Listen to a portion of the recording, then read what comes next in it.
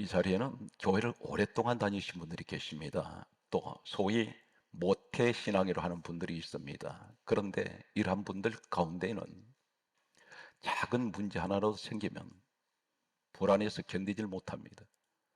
밤에 잠을 이루지 못하고 이 불안과 두려움 때문에 염려하고 있습니다. 왜 염려하시고 불안하고 두려워합니까? 이분은 하나님을 믿는다고 말합니다. 이분은 불신앙을 가진 사람입니다. 하나님을 믿지 못하기 때문에, 하나님에 대한 믿음의 확신이 없기 때문에 불안해하고 있습니다. 오늘 이 말씀을 제가 전하는 목적은 한 가지가 있습니다. 고난주간을 우리가 맞이하면서 우리 하나님께서 살아계시지 않다면 2000년 전에 일어났던 일을 2000년 후에 그대로 이루실 수가 없습니다. 분명 오늘 믿음의 확신이 없는 분은 우리가 전도를 할 때 전도 대상자들이 이렇게 말합니다. 하나님의 살아계심을 증명해주면, 보여주면 믿겠다고 말하는 사람이 있습니다. 저는 오늘 이 사실을 증명을 하겠습니다. 무엇이 가장 확실한 증거가 될까요? 꿈입니까? 환상입니까? 아닙니다. 기록된 역사입니다. 2000년 전에 일어났던 이 사건은 2000년 후에 그대로 이루어집니다. 성경을 이해하는 데 도움을 드리기 위해서 먼저 디모데후서 3장 16절은 이렇게 말씀합니다. 모든 성경은 하나님의 감동으로 기록이 되어 있다고 했습니다. 모든 성경은 하나님의 감동이 무엇입니까? 기록한 사람은 사람이 기록을 했는데 그것을 기록하게 하신 분은 우리 하나님께서 그 사람의 마음에 감동을 주셨습니다. 생각도 주셨고 지시를 하셔서 성경을 기록하게 하셨다는 것입니다.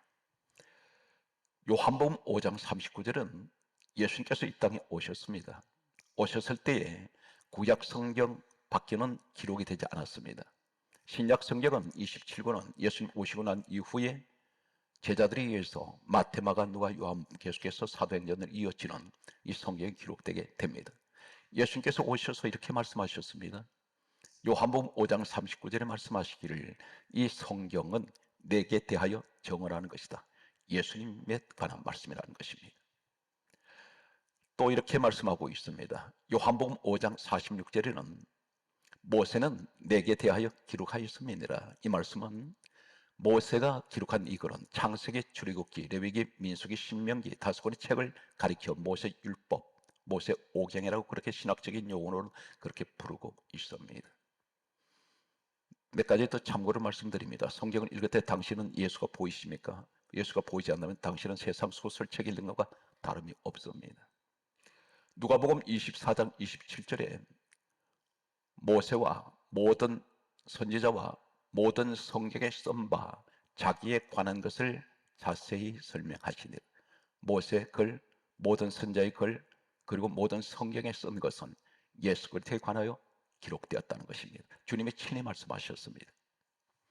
누가복음 24장 44절은 이렇게 말씀합니다. 모세 율법과 선지자의 글과 시편에 나를 가리켜 기록된 모든 것, 이렇게 말씀하고 있습니다. 전 성경은 예수 그리스도를 이야기하고 있습니다. 여기는 어떤 것이라도 다른 것이 들어오면 안 됩니다. 강단에 정치 이야기 하십니까?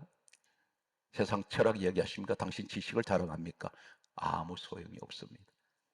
성경 말씀은 이렇게 말씀하고 있습니다. 고린도 후서 3장 14절, 15절, 16절을 참고로 말씀을 드립니다. 우리가 성경을 어떻게 보아야 됩니까? 성경은 하나님께서 이렇게 성경을 보라고 하는 대로만 우리가 보아야 됩니다. 고린도 후서 3장 14절은 이렇게 말씀합니다. 너희가 구약을 읽을 때에 수건이 벗겨지지 아니하고 있으니 그 수건은 그리스도 안에서 없어질 것이라. 구약을 읽는데 예수가 보이지 않습니다. 수건을 덮어놓은 것 같습니다. 그런데 거기에 글을 읽을 때 예수가 보인다면 그 수건 벗겨진다는 것입니다. 성경 말씀은 이렇게 강조하고 있습니다. 고린도 후서 3장 15절 말씀을 보게 되면 모세의 글을 읽을 때에 그 수건이 너 마음을 덮었도다. 모세 글은 말씀드렸습니다. 창세기, 출애굽기, 레위기, 민수기, 신명기. 오늘 본문은 창세기입니다. 이 속에 분명 예수 그리스도가 계신다는 사실입니다. 고린도 후서 3장 16절은 다음같이 또 말씀하고 있습니다. 그러나 언제든지 그리스도께 돌아가면 그 수건은 벗겨지리라. 그리스도께 돌아가면 수건 벗겨집니다. 성경 말씀은 히브리서 1장 1절에서 2절을 소개합니다. 옛적에 선지자들로부터 여러 부분, 여러 모양으로 말씀하신 하나님, 여러 부분이 무엇입니까? 여러 모양이 무엇입니까? 구약 성경 39권에 나타나는 수많은 인물들, 수많은 사건들이 기록되어 있습니다. 이것은 히브리서 1장 2절에 이 모든 날 마지막에 그의 아들 예수 그리스도를 통하여 말씀하신 것이라 했습니다. 전부 예수 이야기를 하나님이 기록하게 하셨습니다. 성경은 하나의 역사책이 아닙니다. 무슨 이야기입니까? 구원의 이야기입니다. 성경 말씀은 그러므로 히브리서 10장 1절이 이렇게 말씀합니다. 율법은 모세 오경을 말합니다. 율법은 여기 창세기도 포함되어 있습니다. 율법은 장차 올 좋은 일의 그림자일 뿐이요 참 형상은 아니니라. 참 형상은 우리 예수님이십니다. 그래서 구약은 전부 오실 예수를 소개하고 있습니다.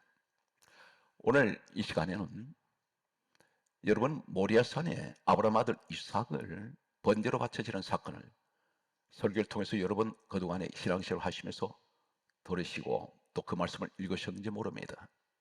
흔히들 이렇게 말합니다. 아브라함 믿음을 테스트하시기 위해서 아들 이삭을 모리아산에 갖다 바쳐라.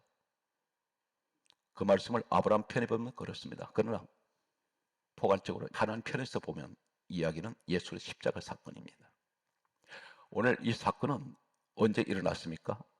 역사가 증명하고 있는 이 사실을 제가 소개하면서 오늘 이제부터 소개되는 이 십자가 사건은 정확하게 이 넓은 지구상에 한 땅을 2000년 지명했던 그 땅이 예루살렘이 되어버립니다. 이 땅에 2000년 후에 예수님 십자가 지고 올라가신 사건은 강조합니다. 하나님 분명히 살아계신 것을 믿으십시오. 그리고 믿음에 확신을 가지세요. 믿고 구하는 것은 받은 줄로 믿으라 했습니다. 불신해버리면 기도하고도 의심해버리면 그 응답되지 않습니다. 이제 가장 정확한 기록된 말씀을 2000년 전에 일어난 사건이 2000 후에 그대로 일어난 사건을 대조하겠습니다. 10가지 사건을 소개합니다. 이삭은 창세기 22장 이 사건의 모리아산에 올라간 이삭은 역사는 이렇게 전합니다. 예수님 이 땅에 오시기 전 주전 BC 2066년에 태어났던 것으로 역사는 기록하고 있습니다. 다시 말씀드려서 예수님 이 땅에 오시기 전 2000년 전에 이삭이 태어났습니다. 이 모리아산에 올라가는 창세기 22장 2절에 아브라함에게 이삭을 모리아산에 올라가서 번제로 죽이라고 하셨습니다.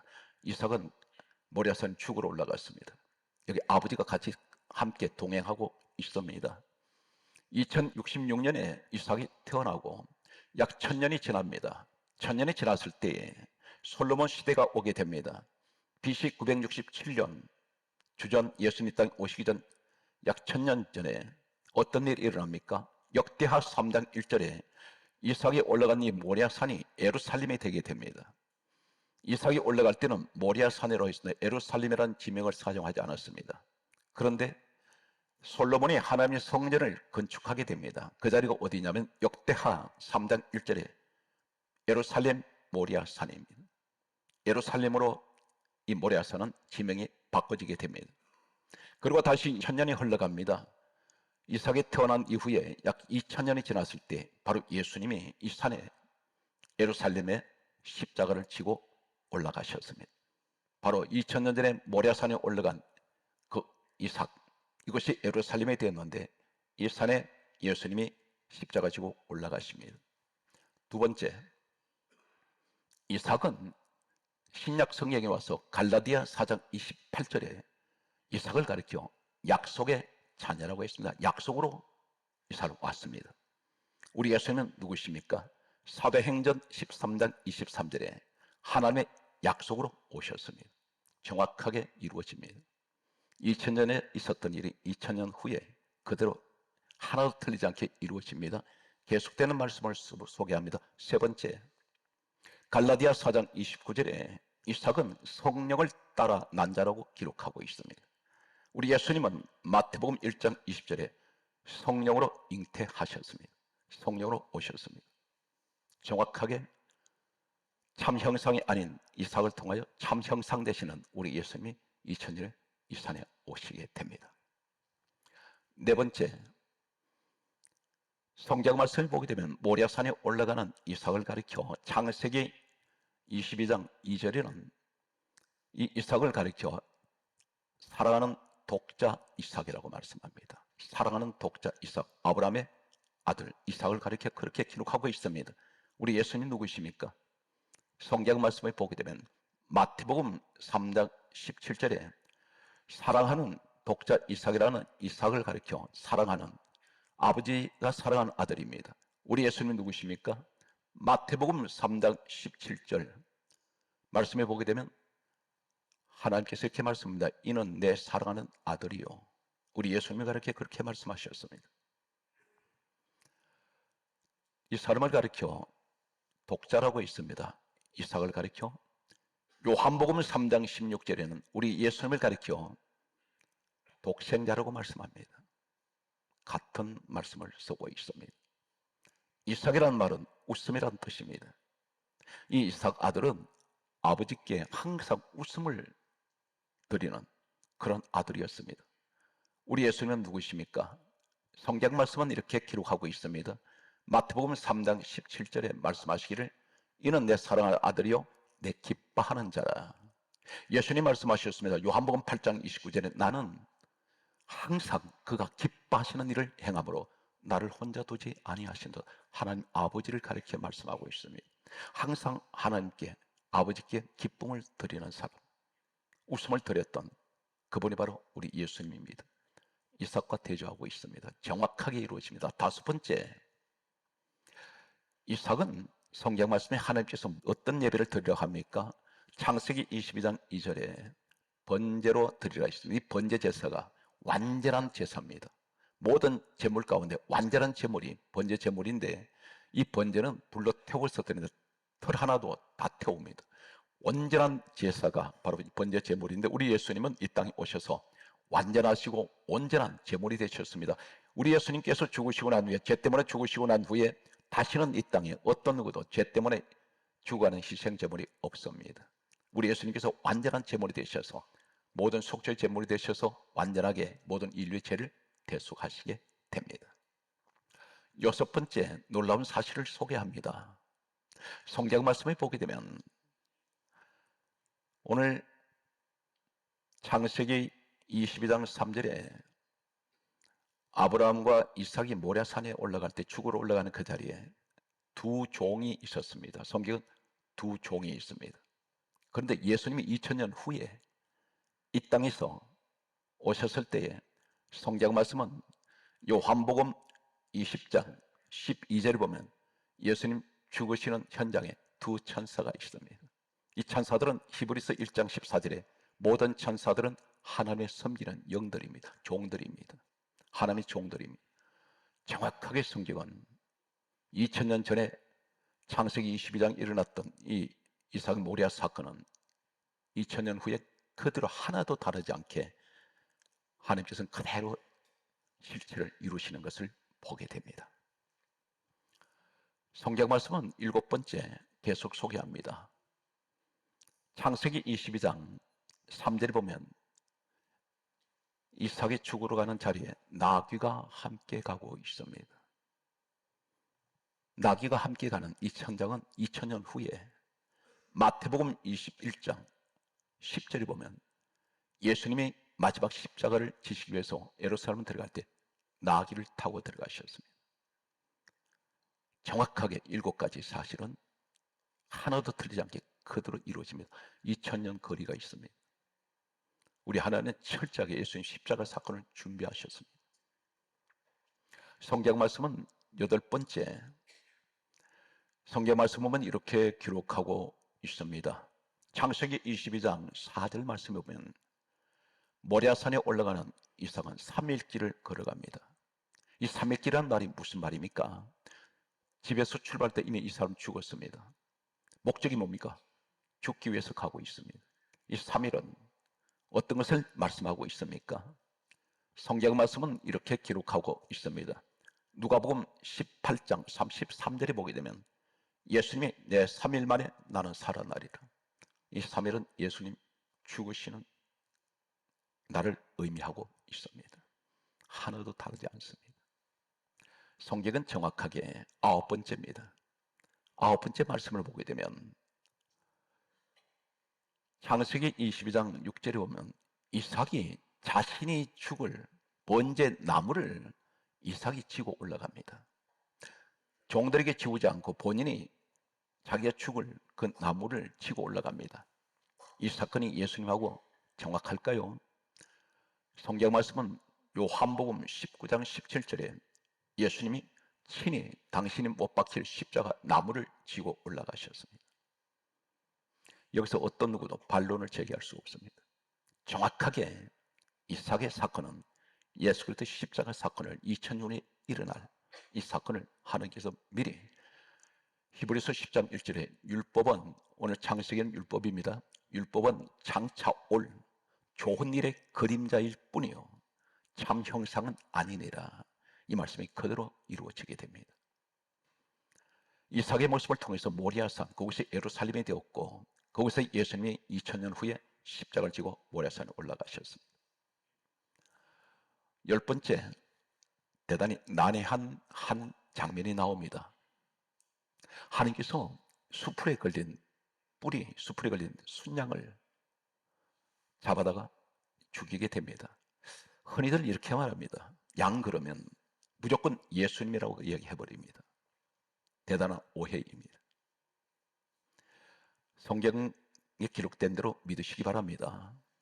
이 양은 뭘까요? 왜 하필이면 뿔이 수풀에 걸려 있습니까? 하나님이 잡아놓았습니다. 하나님이 준비해 놓으셨습니다. 이삭은 죽으러 올라갔다가 죽지 않고 대신 짐승이 죽고 내려옵니다. 누가 죽였습니까? 아버지와 아들이 같이 죽입니다. 이 사건은 바로 무엇이냐면 성경 말씀은 창세기 22장 13절 말씀을 보게 되면 순양의 수풀에 뿔이 걸려 있는데 하나님께서 이 짐승을 죽이게 하십니다. 신약 성경에 양을 가리켜 마태복음 7장 15절은 거짓된 자가 양의 옷을 입고 우리에게 나오나니 그 속에는 이리가 들어있다 있습니다. 양의 탈을 서고 있는 자, 거짓된 자, 사탄의 무리들을 말합니다. 성경 말씀은 요한복음 21장 15절에 예수님께서 구원받은 성도를 가리켜 너는 내 양을 치라, 내 양을 먹이라 하신 적이 있습니다. 바로 우리 성도를 가리켜 양이라고 말씀합니다. 그리고 예수님께서 요한복음 1장 29절에 보라 세상 죄를 지고 가는 하나님의 어린 양이로다. 예수님을 양으로 말씀하시고 구원받은 성도를 양으로 말씀하는데 더 충격적인 것은 요한계시록 13장 11절 말씀에 보게 되면 어린 양같이 두 뿔을 가진 용이 있습니다. 이 용이 누구인가요? 겉모습은 어린 양같이 두 뿔이 달려있는데 속에서는 용처럼 말하더라 그랬습니다. 이 용이 누굽니까?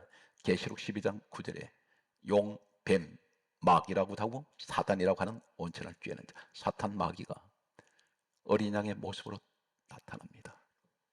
우리가 성경을 볼 때 구원론과 심판론으로 보게 됩니다. 우리 성도에게는 우리 예수님은 우리에게 구원의 주가 되십니다. 사단 마귀에는 심판의 주입니다. 여기서 누구를 때려잡습니까? 지구로 올라갔다가 사탄 마귀 양의 탈을 쓴 자를 때려잡는 이 모습은 그리고 내려오게 됩니다. 우리 예수님이 십자가에서 죽으러 올라가셨다가 살아서 내려오십니다. 그런데 여기서 누구를 잡습니까? 요한일서 3장 8절에 하나님의 아들이 나타나시면 마귀를 심판하시기 위해서 십자가에서 이 일을 이루시게 됩니다.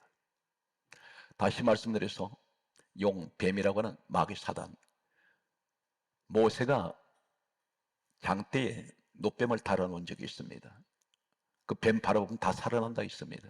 이 사건은 요한복음 3장 14절 이하에 예수님 말씀하셨습니다.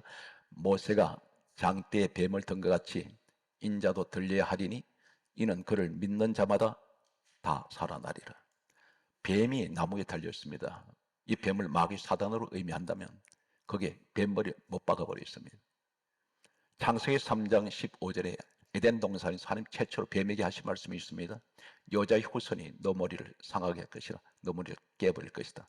그러나 너는 여자의 후손의 발꿈치를 상하게 할 것이다. 십자가에 예수님을 달리도록 할 것이라는 것입니다. 이 사건이 어디 있습니까? 요한복음 13장 1절에 마귀가 가룟 유다에게 예수를 팔려는 생각을 넣었더니 이 가룟 유다가 마귀의 하수인입니다.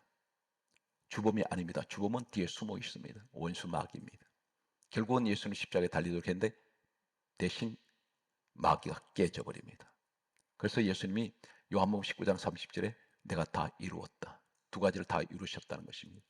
죄인된 하는 백성은 구원하시고, 마태복음 1장 21절에, 그리고 요한일서 3장 8절에는 마귀를 심판하셨습니다. 여기서 창세기 22장 5절에 이렇게 말씀합니다. 아브라함이 뭐라고 말하냐면 모레산에 올라가면서 하는 말이, 종들에게 이렇게 말합니다. 너희는 여기서 기다리라. 우리가 저기 가서, 모레산에 가서 하나님께 경배하고 우리가 돌아오리라. 이 말이 무슨 말입니까? 아들 죽이러 올라가는 자리에 죽이지 않고 돌아오리라 했습니다. 다시 말씀 무슨 말씀입니까? 죽지 않는다는 것입니다. 부활할 것이라는 것입니다. 오늘 정확하게 이 사건은, 모리아 사건은 예수 그리스도에 관한 십자가 사건을 말씀하시며 동시에 부활을 말씀하고 있습니다. 사랑하는 성도 여러분, 신앙생활 하시면서 불안해하지 마십시오. 하나님께서는 여러분을 얼마나 사랑하시냐면 빌립보서 2장 6절에 예수님이 하나님 본체입니다. 그분이 어느 날 우리는 기다리지 않았습니다. 그런데 일방적으로 주님은 우리를 사랑하셔서 죄인들을 찾아오셨습니다. 내가 예수 믿었다고 말하지 마십시오. 예수님이 나를 예수 믿게 만들었다는 것입니다. 내가 너를 부르지 않으면 너는 내 앞에 올 자가 없다고 했습니다. 성령께서 나를 부르셔서 성전에 나오게 했습니다. 누가복음 2장 26절에 여러분들이 성전에 나온 것이 성령의 지시하심과 성령의 감동이 없이는 성전에 못 나옵니다. 성전에 나오게 하신 분이 오늘 이 자리에 함께 나오셔서 이 말씀을 들으시는 여러분들이 왜 내가 오늘 이 자리에서 이 말씀을 듣습니까? 성령께서 지시하시고 감동을 주셔서 성전에 들어왔기 때문입니다. 인생은 내 마음대로 살아가는 것이 아닙니다. 한 가지 오해하지 마십시오. 천국은 내가 원해서 가는 것이 아닙니다. 오직 예수 그리스도의 은혜로 말미암아 값없이 구원을 받았습니다. 우린 내 스스로 자랑할 것이 아무것도 없습니다. 다 그분의 은혜입니다. 그러므로 항상 감사하십시오. 비록 이 땅에 살면서 여러 가지 비천하고 되는 일은 없습니다. 그런데 힘들고 어렵습니다. 나보다 더 잘 사는 사람들이 한두 사람이 아닙니다. 그러나 부러워하지 마십시오. 하나님께서는 이 땅에 살아갈 때는 때론 초라한 모습으로 살아가는 나사로 같은 사람이 있습니다. 부잣집 문 앞에 자신의 땅 한 평 없이 부잣집에서 던져주는 그 찌꺼기 주워 먹고 살아가는 나솔이었지만 그가 마지막 이 땅 떠날 때 천사들이 내려와서 그를 받들어 데리고 올라갔습니다. 오늘 사랑하는 성도 여러분, 힘들고 어려운 고난 현장이지만 주님은 나를 너무 사랑하셔서 오늘 또 이 자리에 오늘 예배 드리게 하시고, 예배는 아무나 드리는 것 같은데 아무나 못 드립니다. 하나님 아무에게나 예배 받지 않습니다. 요한복음 4장 23절에 아버지께서는 예배한 자를 찾으신다 있습니다. 오늘 그러므로 우리에게 이렇게 말씀합니다. 마태복음 28장 20절에 우리에게 하시는 말씀이, 부활하신 우리 주님 뭐라고 말씀하십니까?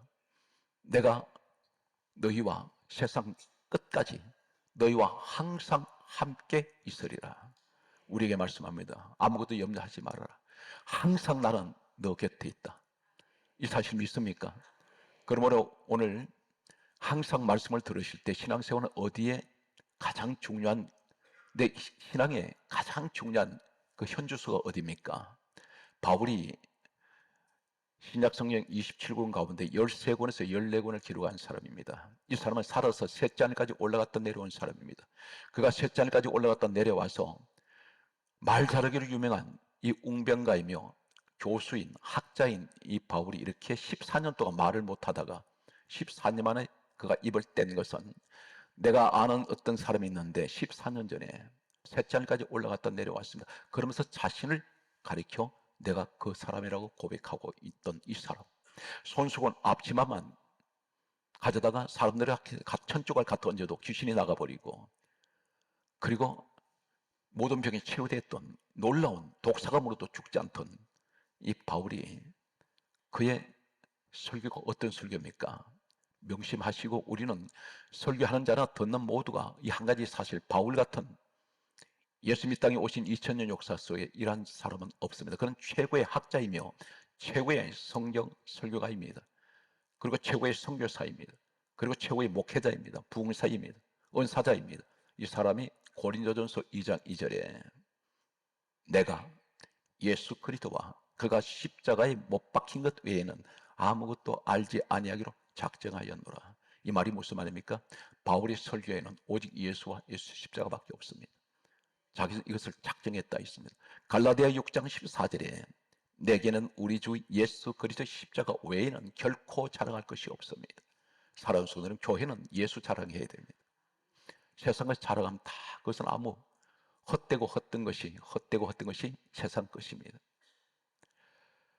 오늘 이 자리에 우린 다시 한번 우리의 모습을 돌아봅니다. 하나님, 나 같은 인생이 이제 얼마 있지 않으면 이 땅 떠날 텐데, 그러나 주님 앞에 나는 분명 돌아갑니다. 천국은 분명히 존재하고 있고 지옥도 존재합니다. 오늘 우리 하나님은 2000년 역사의 거리를 두고 계시지만 한 가지도 틀리지 않게 그대로 이루시는 이 모습을 보면서 나는 오늘 주여 그동안 약했던 나의 믿음을 회개합니다.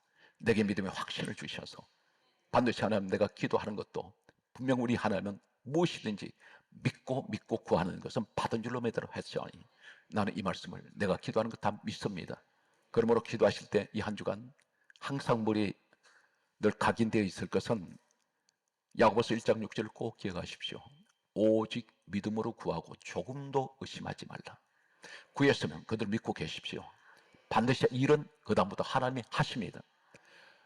아무것도 염려하지 말고 오직 믿음으로 구하고 조금도 의심하지 말라. 의심하는 자는 마치 바람에 밀려 요동하는 바닷물결 같으니 이런 사람은 죽게 무엇이든지 얻기를 생각하지 말라. 두 마음을 품어 정함이 없는 자로다. 두 마음을 가지면 안 됩니다. 오로지 한 가지. 기도를 길게 했다 해서 하나님께서 들으신 것이 아니라 믿음의 기도를 드려야 됩니다. 하나님 확신한 나는 오늘 또 하나님 살아계심을 믿습니다. 우리를 위해서 십자가에 고난당하신 예수님 하나님께서 이 땅에 오신 것을 나는 확신합니다. 나를 구원하신 것을 확신합니다. 나는 장차 천국으로 돌아갈 것입니다. 이 믿음의 확신을 가지시고 이 한 주간도 승리하시는 여러분이 되시기를 주의 이름으로 축복합니다.